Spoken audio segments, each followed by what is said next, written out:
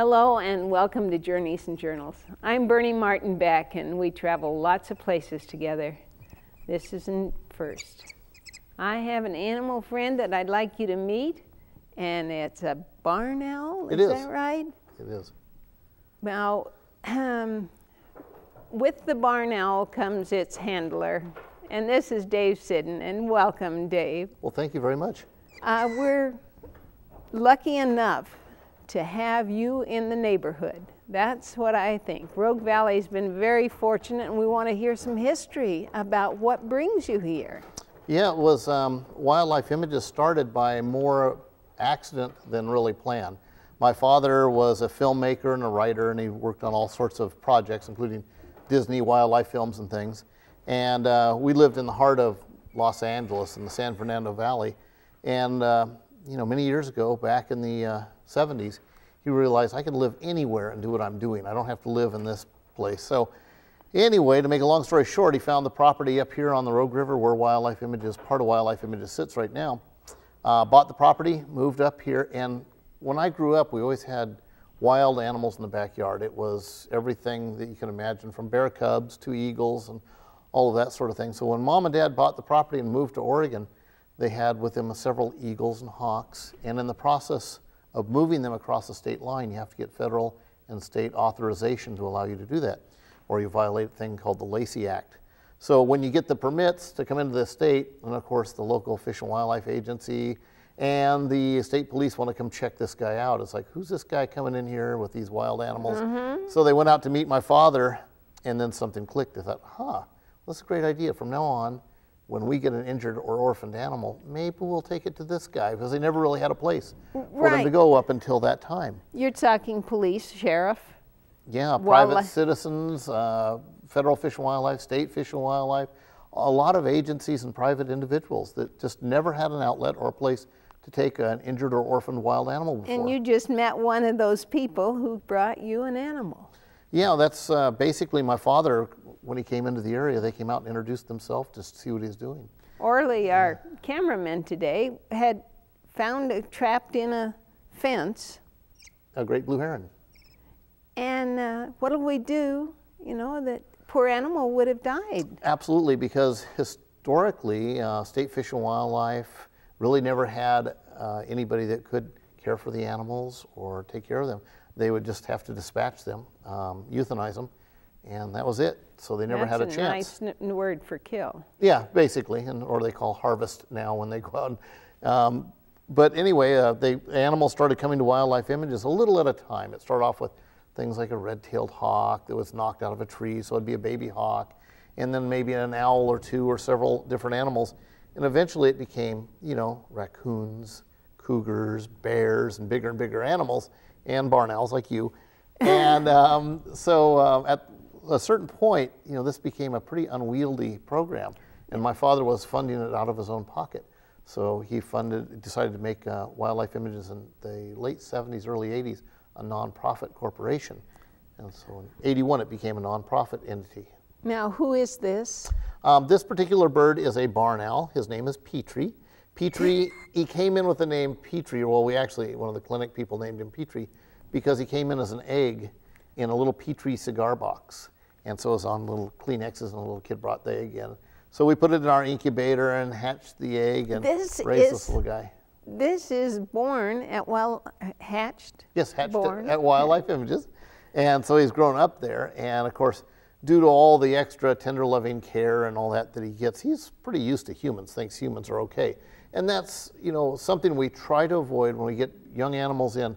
It's real critical that we do not imprint them or make them so reliant on humans that they can't go out in the wild and stay away from humans. Well, that's your whole purpose, isn't it? Absolutely. Our whole goal is to kind of almost put ourselves out of business. Right. To get so the animals are out there in the wild and we don't have to take care of them. So, and we've released to date over 70 bear cubs and countless other types of animals, you know, hawks, eagles, well, I was falcons, just driving down Riverbanks Road, and there was the cutest little bear cub, and I wondered if he was an escapee or about to go into your place. Well, you've not had any escape, and we didn't have any new ones come in lately, so I don't know. It's just a wild one that's just doing fine out there, I trust.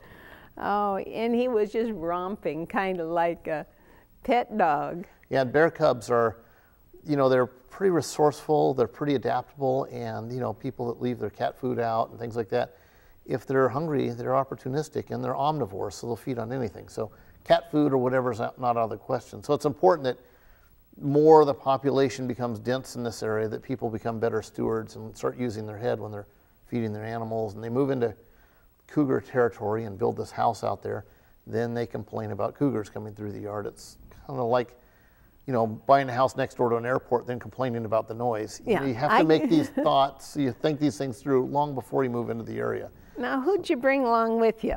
Well, along with the barn owl. You brought an assistant or? Oh, I'm sorry, this is Brad. Yeah, Brad is working as our animal behaviorist. There's a lot of the animals that we've historically had at Wildlife Images that spend their whole time there and educate people there and do a wonderful job with it. But a lot of our educational programming is on the road, whether it's to schools or community events or all kinds of other groups or organizations. Oh, I've seen you out at Pottsville. You bring an animal out there. I've seen you downtown.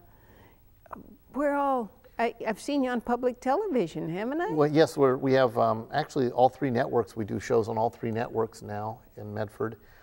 So we're constantly traveling, and usually it's the raptors or birds of prey that go because they're the most portable. They're lightweight, they're easy to take, they go into a crate easily, easy to handle in a situation like that, and they're fascinating, and people rarely see them up close. So they're usually our first ambassadors. Well, now with Brad on, he's got a rich history of working with other terrestrial animals, and we have somebody now that can help us with the training of some of the other mammals and other animals that we're going to take out on programs. So I know you folks can have color television, but I don't think that anyone could describe the colors of gray and beige that go into all this variegated. But look at that tail. No, that's not a tail. Well, the feathers that cross and back are his primary feathers, or the tips of his wings. I haven't opened his wings, you'll see. Oh. See how they come out. Oh, and the barn owl is probably Mother Nature's very finest mousetrap. There was a study done in Florida, back in the 70s, where one pair of barn owls in the course of 96 nights brought to their young 758 mice and rats in 96 nights. Our Central Point had a real problem out in the grain silo or whatever, elevator. Right. And all they did was put cats in there. And well, that works to some extent, but cats are non-discriminating. They eat the reptiles, the lizards, ground nesting birds, and all things too. So actually the domestic cat out in the wilds of Oregon probably caused more wildlife harm than any other single predator. And where a bird like a barn owl, which is a natural predator, feeds almost specifically on one or two species. And their numbers have dwindled because of their nesting in old hollow parts of dead trees, and humans tend to think that as firewood, not a good habitat for an owl. Cut down the trees, they seal up the barn so they don't get poop on the tractor or whatever. So a lot of barn owl habitat has just been kind of dissolving over the years. And with a lot of the farms typically using pesticides and things, that's taken a toll on the barn owls. We have had several clutches, which are a whole litter of baby barn owls. They're very prolific. They may have a group as much as 8 or 10 babies at a time. You mean the mother sits on them and the eggs? Yes. Ouch. Yeah. And so anyway, when the barn owls that came over to us from Klamath Falls, we've had several nests groups of baby barn owls with all horrible deformities. And it was traced back to the pesticides being used in the area because they're part of the food chain that gets into the, the grain, into the mice and the rats, and eventually into the predators like the barn owls, and cause all kinds of genetic defects in the babies. So it's something we really have to watch out for. Like, people vilify the spotted owl thinking it's a villain when basically their only crime is existing. We've consumed 95% of the old growth forest. They're just telling us, hey, there's 5% left, you better take care of it. Huh. Now, what does this guy eat? Almost exclusively mice and rats and small animals like that. They're almost exclusively nocturnal. Most owls are crepuscular in this area, which are now, twilight. There's a new word for me, folks. What does crepuscular mean? Crepuscular is twilight active. So dawn and dusk is when they primarily hunt, like a great horned owl and those sort of owls. Typically, if you see an owl that has the yellow or light colored eyes, that's a crepuscular owl. If you see them with the dark eyes like this, that's usually the nocturnal owls. I'd sure wish he'd talk. Yeah, he's not real vocal typically. And of course, in the wild, if they're vocal, they're going to tell the prey where they are, and that's not to their advantage. Okay. But they have a hearing that is better than any other animal ever studied on Earth today. And as you see, his face is created like two little satellite dishes around his eyes. And those feathers, called rictal feathers, channel the sound into the ears, which are just behind the eyes, under the feathers. And his ears are asymmetrical, so one's pointing up and forward, and one is down and back, so that the Doppler effect, or the difference in when sound arrives, gives him a better idea how to triangulate on that sound and locate the prey. You know, I'm hearing some sounds that I don't understand, I don't recognize. You've got an animal over there that wants out. Yes, we do, and if we Why don't like, we could just take a break and cut, okay. and we're going to change from this gorgeous animal to what? Is this what was in the cage I could hear?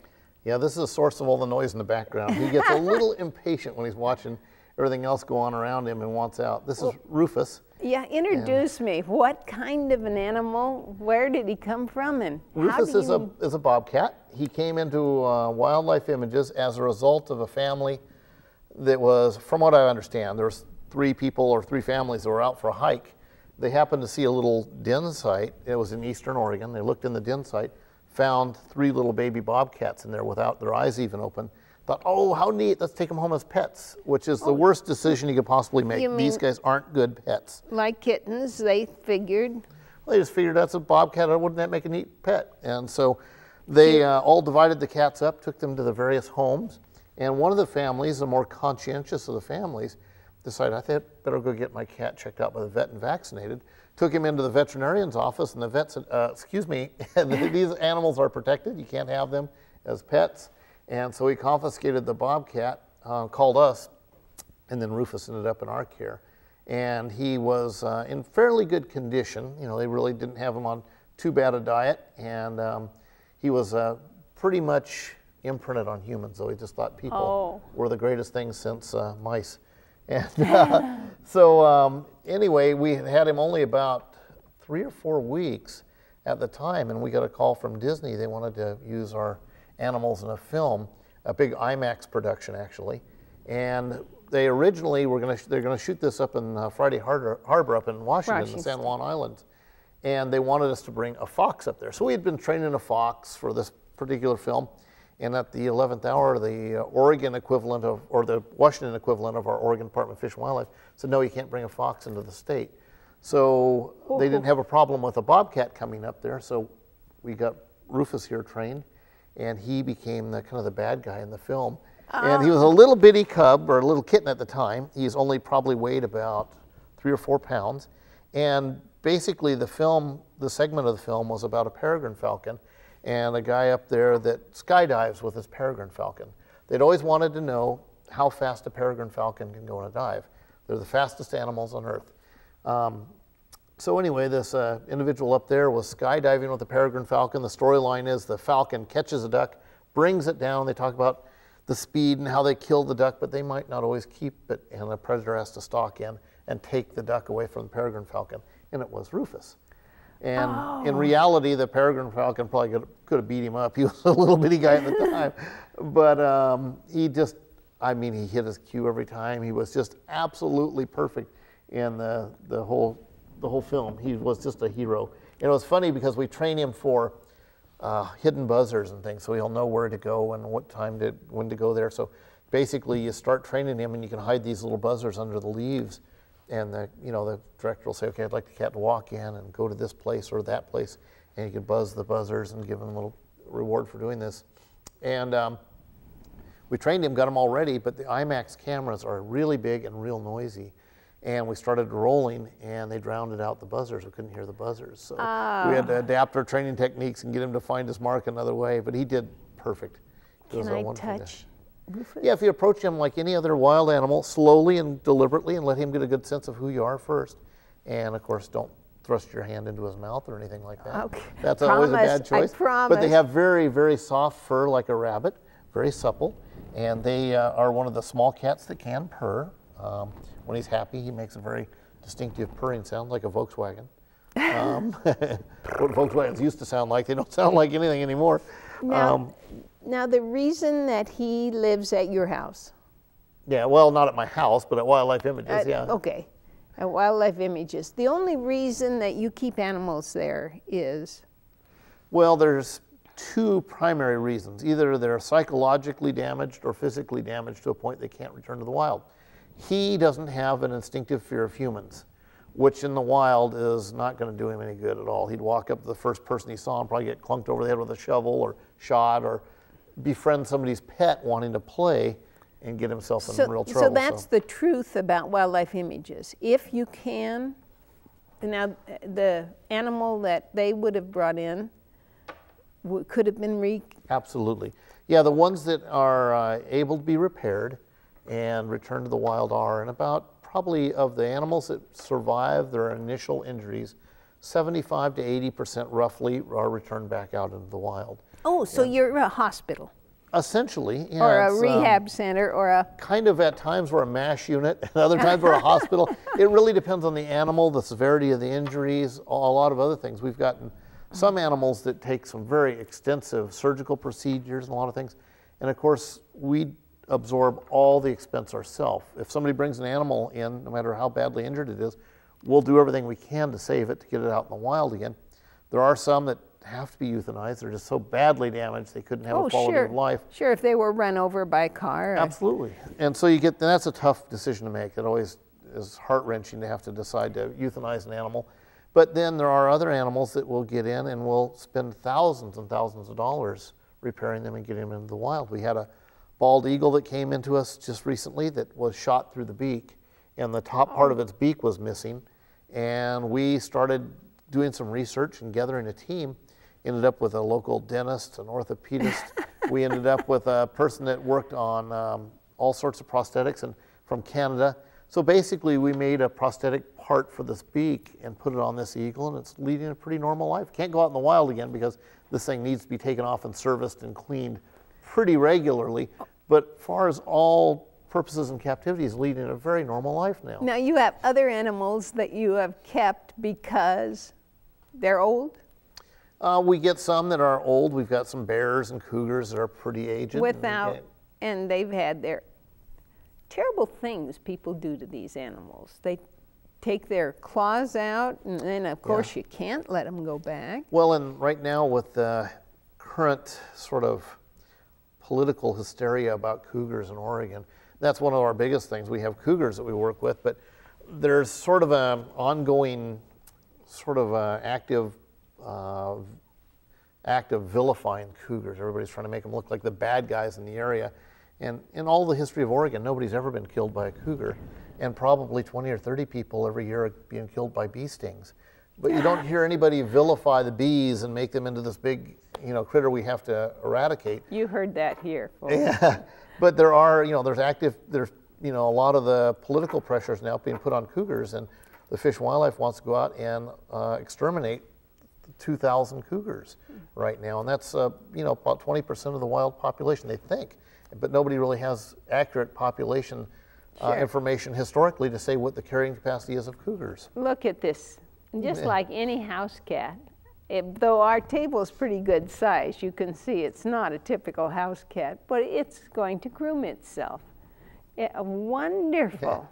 Yeah, he's a real good bobcat. Very well adapted. I'd like to keep him on the table, but you've got another animal to show us, too. We have, and this animal and the next animal aren't very compatible. So there's very few animals we work with that are compatible with the bobcat. How did you get involved in Wildlife Images? What's your dossier, your education? Well, my background is I went through a program in LA for exotic animal training where I learned to work with and train animals. And then I worked at various places training dolphins, sea lions, worked in the film industry, movie industry for a while, training animals for film. And my wife and I moved up to Grants Pass because we just fell in love with the area and wanted to start a family up here. Sounds familiar, doesn't it? A little. Yeah, so I went out to Wildlife Images for a tour because I had heard about this great facility, and the day after I kind of showed up and said, I have an animal trainer with some experience, I'd like a job. And worked out really well that you know, they were looking for someone to come in and help work with some of the mammals to bring out for educational shows and to get the word out there. Education is your bag. Absolutely, yeah. Animal training and education. You know, we take the animals to schools and teach kids about them, and that's one of the things that I love to do.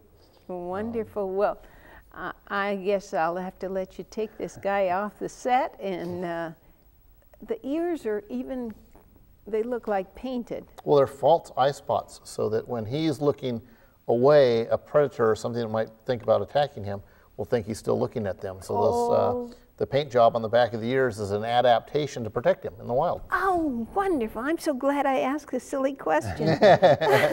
Not silly at all. It's a wonderful thing. There's a lot of adaptations these guys have got that are just amazing. The big paws for snow and walking softly through brush, and they're an amazingly adapted animal. You know, the animals at Wildlife Images are incredible. I mean, we've got feathers to show you. This is what kind of a bird? That is a primary feather from an Andean condor. And this one?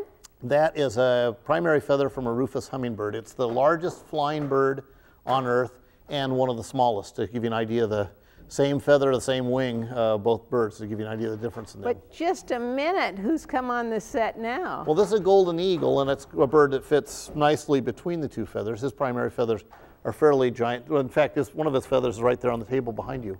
Oh. The one on the right? Oops, the other one is the golden eagle feather. Okay. And the one's condor, one's golden eagle feather. You can see the difference, because we brought the condor feathers because Wildlife Images is ready to embark on our newest adventure. We're going to work with captive breeding of some of the endangered and rare species. And one of the first species we're going to be working with is the Andean condor. It's the largest flying bird on Earth, and no wonder the feather's so long. yeah, that would do it. And of course, this bird right here weighs in at about 8.5 pounds. A condor will be about 25 pounds. So it's considerably larger than this particular bird. And one of the things we're doing now is trying to get people interested in sponsors for our new compound for the condors, because we're going to have a bit of a building to put together. Not really a building, it's a big chain link facility for the condors. We'd like to have people help us underwrite the thing, because it's going to be a big investment. But the idea of getting the condors in is we'll breed them in captivity, and then some of the progeny they will produce will be entered into a re-release program down into Latin America, where they come from, because in the Andes where the condors occur, they are still being poisoned, and there's things going on that are causing their numbers to dwindle. So captive breeding and reintroduction programs are probably going to be a key part of saving the Andean condors in the wild. Let's just listen for 1 minute, because our previous guest is over there in his kennel. Yeah. And just moving around to beat everything. I was so excited because you brought the book. Yeah, I brought a book of some of the clippings from Wildlife Images over the years. Who are these people? Actually, the one in the center there is, I can't read the caption from there. I was probably only about 6 or 7 when that happened. But that was my father with one of the California condors, probably the first California condor in captivity in the U.S. is a bird named topa. And condors were always one of my father's favorite birds. And I worked at the Oregon Zoo for 12 years, and now they have a breeding program for California condors. The Andean condors we're going to be working with will certainly complement what the zoo's doing. The Andean condors are just a little bit larger than the California condors. I mean, seriously large. Yeah, the largest flying bird on Earth. They have a wingspan, a big male might be a wingspan of 12 feet. So they're very impressive. And his wingspan, as you see, is a little over 6. Oh, so that's a fairly good sized bird, but that's still half of what a condor would be. So they're an amazing animal to see. I'm looking forward to getting them in. So we're going to be hopefully by middle of November, so we'll have the condors here. If there are people that would like to volunteer, what kind of things, if there is a roadkill, a deer? Our volunteers do a variety of things, from they can work in our offices, our gift shop, they can work in the clinic with the animals, they can work in the maintenance department building things. There's just from soup to nuts. There's everything you can imagine to do as a volunteer. We have room for you. And if you don't want to volunteer, but you'd just like to revisit this animal. Right. You can come out to Wildlife Images or call us at 476-0222. All the tours are free. Everything we offer is free. We're a nonprofit, and you know, do our best to fundraise to make it all free for the public so everybody could use our services. And we have to have you call ahead of time because our tour guides are typically volunteers. We have to make sure volunteers are able to take you through. And I got to take my South American cousin, Diego, through the tour, and that's how I happened to reconnect with Dave. Dave, your dad's name was? Dave. It was actually John David, but he always went by Dave. Dave Siddon. Yeah. So then when I say Dave Siddon, it's Junior or the second or the third? Or actually, I'm the only Dave Siddon. He was John David Siddon. Okay. He just went by Dave. I guess he liked the confusion. But yeah, he was, when he found out he was dying from cancer in 1996, he asked if I would be willing to leave my position at the zoo after being there 12 years and take Wildlife Images over so his dream wouldn't die along with him.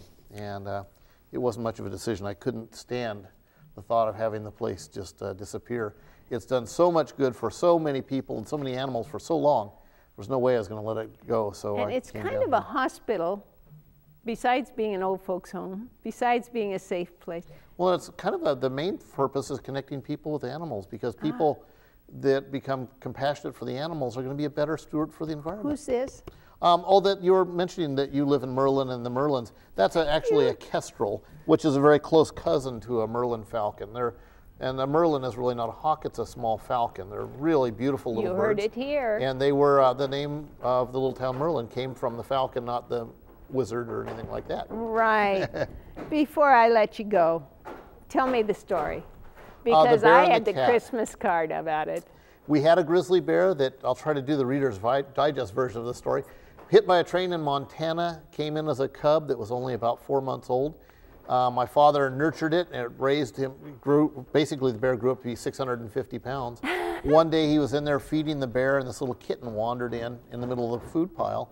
And instead of the bear reaching over and grabbing the cat and doing away with it, he pulled off a piece of chicken and handed it to the cat, and they did lunch together, this little kitten, and he was only a little bitty tiny guy. And they became friends that spent 6 or 7 years together at Wildlife Images. The bear would fall asleep and the cat would curl up under its leg, and he'd carry the cat around in his mouth, and they'd play all the time. They were wonderful. It was written up in National Geographic. In fact, I got a couple of letters from Jane Goodall wanting footage of some of the things we did with the bear and cat. Thanks for coming. Thanks for tuning in to Journeys and Journals. We got to leave. Bye.